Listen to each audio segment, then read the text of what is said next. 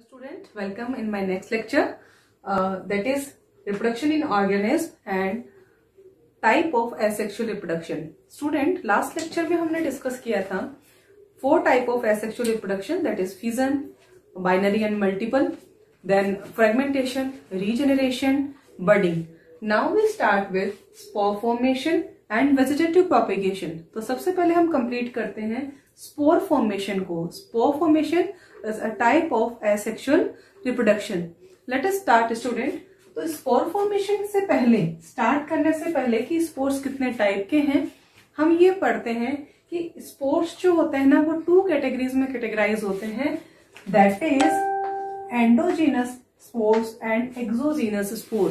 क्योंकि ये बार बार आता है कि these spores are produced endogenously, these spores are produced exogenously. तो मीनिंग क्या है, कौन से स्पोर्स को हम एंडोजिनस स्पोर्स कहते हैं और कौन से स्पोर्स को हम एक्सोजिनस स्पोर्स कहते हैं. ओके, तो स्टार्ट करते हैं स्टूडेंट. एंडोजिनस स्पोर्स क्या होते हैं?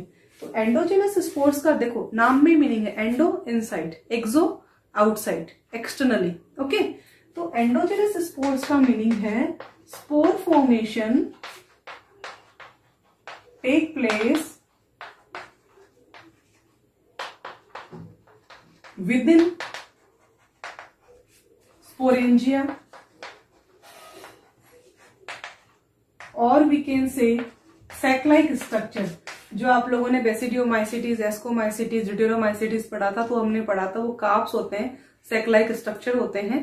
ठीक है, तो यदि spore formation with in the sporangia होता है, इनसाइड द सेक होता है, तो हम उसको क्या कहते हैं? Endogenous spores. लाइक दिस, देखो जैसे ये स्पोरेंजिया है. ओके, इसके अंदर स्पोर्स बने, बाहर नहीं बने हैं स्टूडेंट, अंदर के साइड बने हैं. तो ये जो स्पोर्स प्रोड्यूस होंगे इनको हम क्या कहेंगे? Endogenous spores. ओके, अब हम बात करते हैं आगे कि एक्सोजिनस स्पोर्स क्या होते हैं. तो इसी की रिवर्स डेफिनेशन हो जाएगी एक्सोजिनस स्पोर्स में कि व्हेन स्पोर फॉर्म एक्सटर्नली, यहां पर हम क्या कह देंगे? Spore forms externally. Spore formation take place externally. Okay, it is termed as exogenous spores. Like this, जैसे ये कोई sac like structure थी, इसके inside नहीं होके यहाँ पर यदि एक्सटर्नली डेवलपमेंट हो रहा है स्पोर्स का, तो उसको हम क्या कहते हैं? Exogenous spores. आई थिंक आपको मीनिंग क्लियर हुआ होगा. Endogenous spores means with in the sporangia, उसके अंदर जब स्पोर्स बनते हैं, और एक्सोजेनियस स्पोर्स मीन्स कि वो स्पोर्स जब एक्सटर्नली बनते हैं, not in sac like structure. Okay, अब इसके एग्जाम्पल जो पढ़ने हैं वो हम इस टाइप के साथ साथ पढ़ेंगे कि जू स्पोर है, कॉनिडिया है, ये कौन से टाइप के स्पोर्स हैं, इनका एग्जाम्पल क्या है.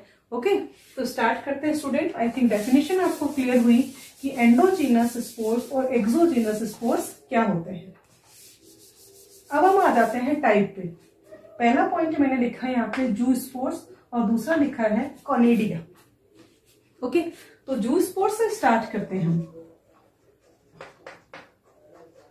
जो जू स्पोर्स होते हैं स्टूडेंट्स, क्या एग्जाम्पल है उसका और कहाँ बनते हैं वो? तो एंडोजिनस. सबसे पहले हम लिखेंगे कि zoospore are endogenous spores. Endogenous spores का मतलब कहाँ फॉर्मेशन हुआ इनका? स्पोरेंजिया के अंदर हुआ है. ओके, और दूसरी बात, ये सिंगल सेल्ड होते हैं. ओके, मीन्स एक सिंगल, ज्यादा कॉम्प्लेक्स स्ट्रक्चर नहीं होती है. मोटाइल होते हैं. मोटाइल होने का मीनिंग क्या होगा? फ्लैजेला है वहां पे. ओके, ये मूव कर सकते हैं इजीली. और जू स्पोर जिस सेक लाइक स्ट्रक्चर में बनते हैं उसको हम क्या नाम देते हैं? जू स्पोरेंजियम. ये देखो, ये पूरी स्ट्रक्चर है, इसको मैं क्या नाम दूंगी? जू स्पोरेंजियम. ओके, और इसके अंदर ये क्या बने? जू स्पोर्स. ये हमारे बहुत सारे जू स्पोर्स तैयार हो गए. ये मैंने फ्लेजेला दिखाई है. फ्लेजेला है वो नंबर में 1 भी हो सकती है, 2 भी हो सकती है, और due to the presence of flagella such type of spores are motile. Motile means they move. Okay, तो जू स्पोर्स क्लियर हुआ, एंडोजीनियस है, और ज्यादा कॉम्प्लिकेटेड स्ट्रक्चर नहीं है और मोटाइल है क्योंकि फ्लेजेला है। जिस सैक-लाइक स्ट्रक्चर में बनते हैं उसका नाम होता है जूस्पोरेंजियम। और ये स्पोर्स कौन से हो गए? जूस्पोर। अब आपसे कहा जाए एग्जाम्पल, क्या एग्जाम्पल लिखेंगे? तो एग्जाम्पल होगा क्लेमाइडोमोनास।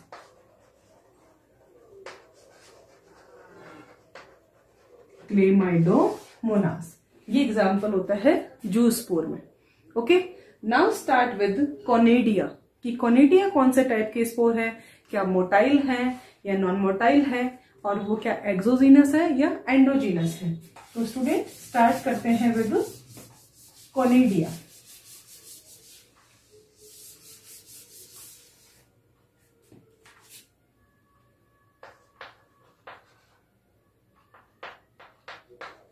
कोनेडिया, कोनेडिया उसके अपोजिट चलेंगे बिल्कुल, जूस्पोर के। जूस्पोर्स क्या थे? एंडोजीनस थे। ये क्या होंगे? एक्सोजीनस। ओके, नॉन मोटाइल होंगे। नॉन मोटाइल क्यों होंगे? क्योंकि फ्लैजेला नहीं होगी, इसलिए वो मोटाइल नहीं होंगे। ओके, उसमें एग्जाम्पल दिया था क्लेमाइडोमोनास। यहां पर हम एक फंजाई का एग्जाम्पल देंगे, दैट इज पेनिसिलियम। आपने पढ़ा होगा पेनिसिलियम नोटेटम, जिससे पेनिसिलिन ऑब्टेन करते हैं। और उसका डायग्राम देखो तो सबसे पहले मैं एग्जाम्पल लिखती हूँ। यहाँ पर जो एग्जाम्पल होता है वो होगा पेनिसिलिन। सॉरी, पेनिसिलिन तो मेडिसिन होती है, पेनिसिलियम नोटेटम। Penicillium notatum. अब डायग्राम से देखो इसको, ये स्ट्रक्चर होती है इसकी।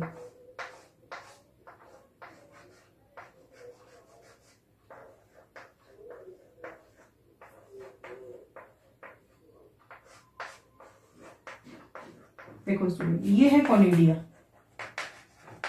फॉर्मेशन किसी सैक-लाइक स्ट्रक्चर में नहीं हो रहा ना, आउटसाइड हो रहा है, एक्सटर्नली हो रहा है इनका। कोनेडिया हो गए। और जिस एक स्टॉक लाइक स्ट्रक्चर पे, थ्रेड लाइक स्ट्रक्चर पे अराइज होते हैं उसको हम नाम देते हैं कोनेडियोफोर। ओके, तो आई थिंक इस डायग्राम से आपको क्लियर हो रहा होगा कि कोनेडिया कैसे दिखते हैं और कोनेडियोफोर कौन सा होता है। ये जो एग्जांपल है आपके सामने, ये किसका है? पेनिसिलियम नोटेटम का। मेडिसिन कौन सी ऑब्टेन करते हैं? पेनिसिलिन ऑब्टेन करते हैं। अलेक्जेंडर फ्लेमिंग ने बताया था सबसे पहले इसके बारे में। ओके, तो आई थिंक ये एग्जाम्पल भी क्लियर हुआ स्टूडेंट आपको। अब आप आइए अबाउट जेम्यूल्स, कि जेम्यूल्स होते हैं वो किसमें होते हैं, क्या होते हैं, और एग्जाम्पल क्या होगा, किस तरह से रिप्रोड्यूस करते हैं। तो स्टूडेंट जो जेम्यूल्स है उसका अच्छा एग्जाम्पल है हमारा स्पंज। पॉरीफेरंस जो होते हैं, साथ साथ ये भी याद रखो हमेशा जब भी कोई ऑर्गेनिज्म पढ़ते हो ना, अपने माइंड में स्ट्राइक करो कि हाँ कौन से फाइलम से बिलोंग कर रहा था, कहाँ हमने पढ़ा था इसको। ये तो आपने एक कैटेगरी पढ़ी थी, दैट इज पॉरीफेरा। तो स्पंज होते हैं ना, वो पॉरीफेरंस होते हैं। ओके, तो स्पंज पॉरीफेरा के मेंबर्स हैं। अब जेम्यूल्स क्या होता है?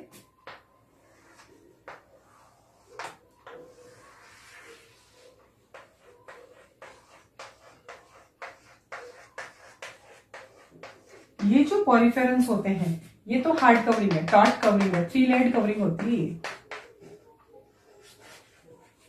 3 लेयर्ड कवरिंग में ये जेम्यूल्स, ये हैं जेम्यूल्स। आप इसको कुछ गेम्यूल्स बोलते हैं, कोई जेम्यूल्स बोलते हैं, बट ये जेम्यूल्स हैं। ये जेम्यूल्स क्या होते हैं? इंटरनल स्ट्रक्चर होती है एसेक्सुअल रिप्रोडक्शन की। जब जर्मिनेशन होगा इसमें, जब फेवरेबल कंडीशन आएगी तो ये अपने आप को बाहर ले आएगी। मीन्स की जो ये इसकी कवरिंग है जिसको प्रोटेक्शन दे रही, एक तरह से सिस्ट बोल सकते हैं हम, जो भी हार्ड कवरिंग प्रोटेक्शन देती है उसको। फेवरेबल कंडीशन आई, ये जेम्यूल्स अपने आप को जर्मिनेट करते हैं और न्यू ऑर्गेनिज्म में डेवलप हो जाते हैं। ओके, तो स्टूडेंट ये था हमारा एसेक्सुअल रिप्रोडक्शन का एक type, that is spore formation. Spore formation में जो मेन पॉइंट है ना, एक रिव्यू लेते हैं। हमने सबसे पहले पढ़ा exogenous spore, endogenous. Endogenous that form within the sac like structure या within the sporangia. Example consider होगा इसका जूस्पोर, मीन्स क्लेमाइडोमोनास। फ्लैजेलेटेड होते हैं, मोटाइल होते हैं। एक्सोजीनस की बात करें तो जो एक्सटर्नली बनते हैं, पेनिसिलियम एग्जाम्पल दिया था। और जो कोनेडियोफोर होते हैं ना, उस पे कोनेडिया की फॉर्म में लगते हैं, नॉन मोटाइल होते हैं। ओके, उसके बाद हमारा नेक्स्ट टॉपिक था इसमें जेम्यूल्स का। जेम्यूल्स में हम किसका एग्जांपल देंगे? स्पंज का। तो स्टूडेंट अब इसके बाद हम स्टार्ट करते हैं अबाउट वेजिटेटिव प्रोपेगेशन। ओके, तो let us start with vegetative propagation. Vegetative propagation का मीनिंग, सबसे पहले एसेक्सुअल रिप्रोडक्शन में हम काउंट कर रहे हैं वेजिटेटिव प्रोपेगेशन को, और जितने भी टाइप के एसेक्सुअल रिप्रोडक्शन है उसमें जो भी प्रोजेनी रेडी हुई है उस प्रोजेनी को हम उसका क्लोन कहते हैं। इसका रीजन क्या है? क्योंकि जो प्रोजेनी तैयार होती है एसेक्सुअल रिप्रोडक्शन में वो morphologically and genetically similar to parent body, इसलिए हम उसको क्लोन नाम दे सकते हैं। तो ये पॉइंट जरूर याद रखिएगा। आपसे वेजिटेटिव प्रोपेगेशन में भी ये क्वेश्चन अराइज हुआ कि क्या वेजिटेटिव प्रोपेगेशन में जो प्रोजेनी बन रही है क्या उसको क्लोन कह सकते हैं? तो आपका आंसर होगा yes, because they are morphologically and genetically similar to parent body. It is clear student? तो सबसे पहले स्टार्ट करते हैं डेफिनेशन से। और एसेक्सुअल रिप्रोडक्शन का मोड है ये प्लांट्स में, तो हमने नाम क्या दे दिया? Vegetative propagation. वेजिटेटिव प्रोपेगेशन का मीनिंग क्या है स्टूडेंट? कि without seed, without seed with any plant part. When new plant grow without seed but any plant part, with the help of any plant part, it is termed as vegetative propagation. अब वो plant part root हो सकती है, stem हो सकती है, leaves हो सकती है, कोई भी पार्ट हो सकता है जिससे ग्रो करेंगे। तो अब हम एग्जाम्पल के साथ आगे बढ़ते हैं वेजिटेटिव प्रोपेगेशन में। तो सबसे पहले पोटैटो की बात करते हैं। बहुत वेल नोन और कॉमन एग्जाम्पल है पोटैटो, जिसमें आई ऑफ पोटैटो जो होती है ना, उसको जब हम ग्रो करते हैं तो नए पोटैटो बनते हैं। किस तरह से? सबसे पहले ये जानना जरूरी है कि जो पोटैटो है, जिसका डायग्राम में या थोड़ा सा ऐसा रफली बना रही हूँ, हालांकि अमीबा की तरह लग रहा है, पोटैटो तो कम लग रहा है, बट फिर भी ये देखिए। ओके, इसमें आपने ये वाले पार्ट देखे होंगे स्टूडेंट, नॉचेस देखी होगी बनी हुई। ओके, तो ये जो नॉचेस है ना, वो किसको रिप्रेजेंट करती है? उससे पहले ये जानना जरूरी है कि potato is a modified stem. और ऑब्वियस है, कोई भी स्ट्रक्चर स्टेम है तो उसमें नोड भी होंगे और इंटरनोड भी होंगे। ओके, तो यहाँ पर इस पोटैटो में ये जो नॉचेस वाला पोर्शन है स्टूडेंट, ये किसको रिप्रेजेंट करता है? नोड को, क्योंकि पोटैटो क्या है? एक मॉडिफाइड स्टेम है। ओके, तो ये नोड है और बीच वाला पोर्शन फिर किसको रिप्रेजेंट कर देगा? इंटरनोड को। It is clear? अब आपको यह भी ध्यान रखना है कि कोई भी जो न्यू बर्ड्स अराइज होती है वो हमेशा कौन से पोर्शन से होती है? नोड से होती है, ना कि इंटरनोड से। तो आप जब भी पोटैटो का वेजिटेटिव प्रोपेगेशन करवाना चाहोगे तो ये जो आई वाला पोर्शन है ना, ये वाला, इसको कट करते हैं और जो सॉइल होती है जहाँ फेवरेबल कंडीशन है उसको बुरिड कर देते हैं, मिट्टी में दबा देते हैं और नया प्लांट अराइज हो जाता है। ठीक है, तो इस तरह से हम एक पोटैटो से बहुत सारे जो पोटैटो है ना वो ऑब्टेन कर सकते हैं। तो आई थिंक क्लियर हुआ होगा। आपसे ये पूछा जा सकता है, पोटैटो मॉडिफाइड स्टेम है, एक ट्यूबर है ये, और इसमें जो आई वाला पोर्शन है जो एक्चुअल में नोड है उससे न्यू पोटैटो ग्रो होते हैं। ओके, नेक्स्ट एग्जांपल की तरफ मूव करते हैं, दैट इज जिंजर, अदरक। सबने देखी हुई है अपने घर में जो जिंजर होती है उसमें किस तरह से प्रोपेगेशन स्टार्ट हो सकता है। तो जिंजर भी मॉडिफिकेशन शो करता है स्टेम का। तो जिंजर में भी आपने इस तरह की ऐसी लाइंस बनी हुई देखी है, इस तरह से लाइक दिस, ये लाइन लाइन बनी हुई होती है। तो यहाँ से ना थ्रेड लाइक स्ट्रक्चर अराइव हो जाती है। ये नोड वाला पोर्शन और ये हो गया इंटरनोड और ये नोड। तो जो राइजोम है, जिंजर का जो स्ट्रक्चर है उसको हम क्या नाम देते हैं? राइजोम। तो वहां भी जो ये राइजोम है इससे हम न्यू जिंजर ऑब्टेन करने के लिए जो नोड वाला पोर्शन है वो हमें ग्रो करना पड़ेगा।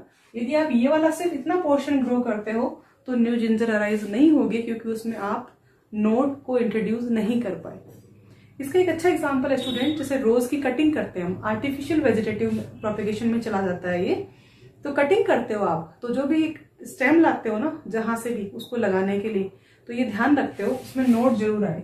ये जो स्टेम लाते हैं ना उसमें ये वाला पोर्शन है ना वो आना जरूरी होता है, क्योंकि न्यू बर्ड है वो यहीं से अराइज होती है। ओके, तो आई थिंक क्लियर हुआ होगा। बहुत इजी टॉपिक है ये, एग्जाम्पल याद रखने जरूरी है हमें। अब नेक्स्ट मूव करते हैं हम bulbil, agave. It's a species of aloe. Aloe vera सबने नाम सुना होगा। तो एलोवेरा जो होता है, अलोए होता है ना, उसकी एक स्पीसीज होती है अगेव। और अगेव में जो फॉर्मेशन होता है न्यू प्लांट का, वो किससे होता है? बल्बिल से। ओके, इस तरह की स्ट्रक्चर शो करता है स्टूडेंट, लाइक दिस। यहां पर तो ये जो बल्बिल वाला पोर्शन होता है उससे क्या अराइज होते हैं? न्यू अगेव रिप्रोड्यूस होते हैं। ओके, तो मेन जो पॉइंट है ना इसमें याद रखने के, वो आपको एग्जांपल याद रखने होते हैं। जैसे इसमें आई ऑफ पोटैटो है, जिंजर में राइजोम है, अगेव में क्या होता है? बल्बिल होता है। ऐसे ही बात कर लेते हैं हम ब्रायोफिलम की। ब्रायोफिलम में लीफ बर्ड या जो मार्जिनल बर्ड्स होती है, एडवेंचरस बर्ड्स होती है, उनसे रिप्रोडक्शन होता है। किस तरह से? देखो, ये मैंने ब्रायोफिलम बनाया यहाँ पे। यहां पर ऐसी लीफ लाइक स्ट्रक्चराइज होती है और ऐसी ये थ्रेड लाइक स्ट्रक्चर जो इसकी रूट्स होती है वो निकली रहती है पूरी ब्रायोफिलम पे। अब जैसे ये लीफ बर्ड, ये पूरी ब्रायोफिलम की लीफ बनाई मैंने यहाँ पे, और जैसे ही इसके ये मार्जिनल बर्ड्स होते हैं ना, ये नीचे जमीन में गिरते हैं, तो यहाँ पर रूट्स में अटैच होके इसकी रूट्स और एक नए प्लांट्स को राइज करती है। तो एग्जाम्पल है, अब वेल नोन है, आप देख सकते हैं।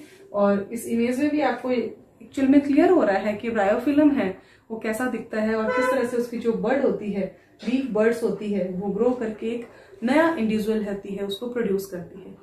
ओके, नेक्स्ट आता है लीफ बर्ड के बाद offset of water hyacinth. Water hyacinth के लिए कुछ एक दो बातें और हैं, वो भी आपको बतानी है कि water hyacinth terror of Bengal भी है। तो टेरर ऑफ बंगाल क्यों है, उससे पहले हम ये पढ़ते हैं कि वाटर हायसिंथ में रिप्रोडक्शन के लिए क्या यूज होता है? ऑफसेट्स होते हैं। किस तरह से? ये एक एक्वेटिक होता है, एक्वेटिक प्लांट है, तो इसमें